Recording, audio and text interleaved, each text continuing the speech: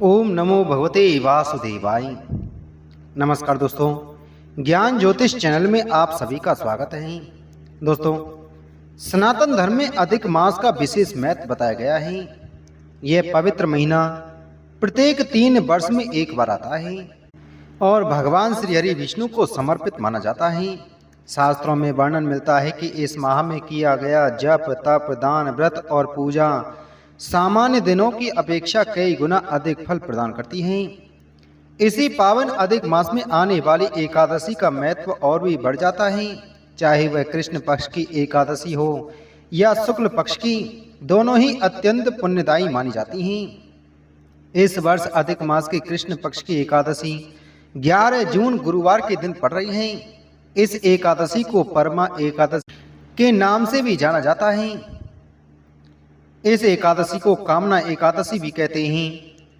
कामना एकादशी अर्थात वह एकादशी जो भक्तों की मनोकामनाओं को पूर्ण करने वाली मानी जाती है। यदि कोई संतान सुख की इच्छा रखता है, पुत्र प्राप्ति की अभिलाषा रखता है, दाम्पत्य जीवन में सुख और प्रेम चाहता है या आर्थिक समस्याओं से मुक्ति चाहता है, तो यह दिन उसके लिए अत्यंत शुभ अवसर लेकर आता है। विशेष बात यह है कि ऐसा दुर्लभ संयोग पूरे 3 वर्षों के बाद होता है। इसलिए जो भी दंपति संतान प्राप्ति, पुत्र प्राप्ति की इच्छा रखते हैं, उन्हें इस अवसर को व्यर्थ नहीं जाने देना चाहिए। धार्मिक मान्यताओं के अनुसार यदि किसी व्यक्ति की कुंडली में गुरु ग्रह कमजोर होता है तो संतान प्राप्ति में बाधाएं उत्पन्न हो जाती हैं। इसलिए इस दिन ऐसे उपाय किए जाते हैं कि जिनसे भगवान श्री हरि विष्णु की कृपा प्राप्त हो और गुरु ग्रह भी बलवान बने। दोस्तों, वीडियो में आगे बढ़ने से पहले अगर आप चैनल पर पहली बार आए हैं तो चैनल को सब्सक्राइब करें, बगल में घंटी के बटन को जरूर दबाएं। दोस्तों, आप जानते हैं संतान प्राप्ति और सुखी वैवाहिक जीवन के लिए इस दिन आपको कैसे उपाय करना है। दोस्तों, 11 जून की सुबह ब्रह्म मुहूर्त में उठें, स्नान के जल में 1 चुटकी हल्दी मिलाकर के स्नान करें। हल्दी को गुरु ग्रह का कारक माना गया है, इसलिए यह उपाय विशेष लाभकारी माना जाता है। स्नान के पश्चात भगवान सूर्य देव को जल अर्पित करें और अपने जीवन की समस्त बाधाओं को दूर करने की प्रार्थना करें। इसके बाद आपको यह उपाय अपने घर में स्थित तुलसी माता के समीप करना है। यदि घर में तुलसी का पौधा है तो वहीं यह उपाय करें। इसे सुबह अथवा संध्या दोनों समय किया जा सकता है। सबसे पहले थोड़ा सा गेहूं का आटा लें और उसमें 1 चुटकी हल्दी मिलाकर स्वच्छ जल से गूंथ लें। अब उसी आटे से एक छोटा दीपक तैयार करें। दीपक में रुई की गोल बाती रखें। ध्यान रखें कि तुलसी माता के समक्ष गोल बत्ती का ही प्रयोग शुभ माना जाता है। अब इस दीपक में शुद्ध गौ यानी गाय का घी डालें। इसके बाद अपनी मनोकामना का स्मरण करते हुए 2 लौंग और 2 हरी इलायची उसमें अर्पित कर दें।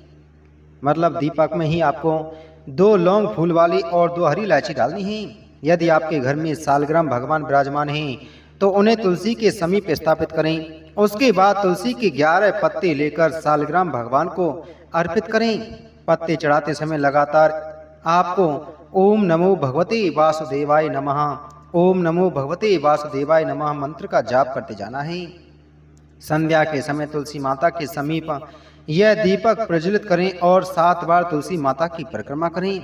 फिर वहीं बैठ कर के कम से कम 108 बार ओम नमो भगवते वासुदेवाय नमः मंत्र की जाप करें।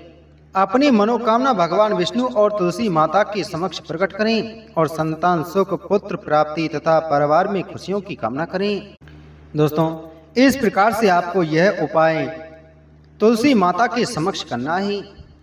यह एकादशी के दिन आपको करना है। श्रद्धा और विश्वास के साथ में यह उपाय करेंगे तो भगवान विष्णु की कृपा से आपकी समस्त मनोकामनाएं पूर्ण हो जाएंगी। क्योंकि एकादशी का दिन भगवान विष्णु को समर्पित होता है। आप इस दिन शिवलिंग का भी अभिषेक करें। शिवलिंग के आगे शुद्ध घी का दीपक जलाएं और अपनी मनोकामना बोलते हुए 1 गोमती चक्र थोड़े से शुद्ध जल में थोड़ा सा कच्चा दूध मिलाकर के साथ में 1 गोमती चक्र लेकर के शिवलिंग पर अर्पण करें और अपनी मनोकामना बोलें। वहीं बैठ कर के ओम नमः शिवाय मंत्र का जाप करें तो भगवान शिव जी की कृपा भी आपके ऊपर बनी रहेगी। दोस्तों, इस दिन आप गौ माता की पूजा करें। थोड़े से चने की दाल लें और उसमें कुछ समय के लिए आपको पहले भिगो करके रख देना है। जब दाल अच्छी तरह फूल जाए तो उसे पीस लें। अब गेहूं के आटे में एक लोई बनाएं और उसमें पिसी हुई चने की दाल भर दें। उस लोई के ऊपर हल्दी के साथ बिंदिया लगाएं और एक तुलसी दल रख दें। इससे पहले इसे भगवान विष्णु के चरणों में अर्पित करें और प्रार्थना करें, हे प्रभु, मेरी कुंडली में जो भी दोष हैं, जो संतान प्राप्ति में बाधा बन रहे हैं, कृपया उन्हें दूर करें। इसके बाद तुलसी दल भगवान के चरणों में छोड़ दें और वह लोई गाय माता को अपने हाथों से खिला करके आएं। विशेष रूप से जो महिलाएं संतान सुख की इच्छा रखती हैं, उनके लिए यह उपाय अत्यंत फलदायी माना जाता है।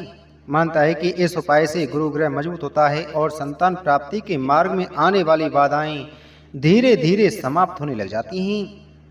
इसके बाद में आप चाहें तो गौ माता की परिक्रमा भी कर सकते हैं। अगर परिक्रमा की जगह नहीं है तो आप ऐसे ही हाथ जोड़ करके गौ माता का ध्यान करें और उनसे अपनी मनोकामना जरूर बोलें, क्योंकि दोस्तों, गौ माता के अंदर 33 कोटि देव देवता विराजमान रहते हैं, इसलिए 33 कोटि देव देवताओं का आशीर्वाद प्राप्त होता है।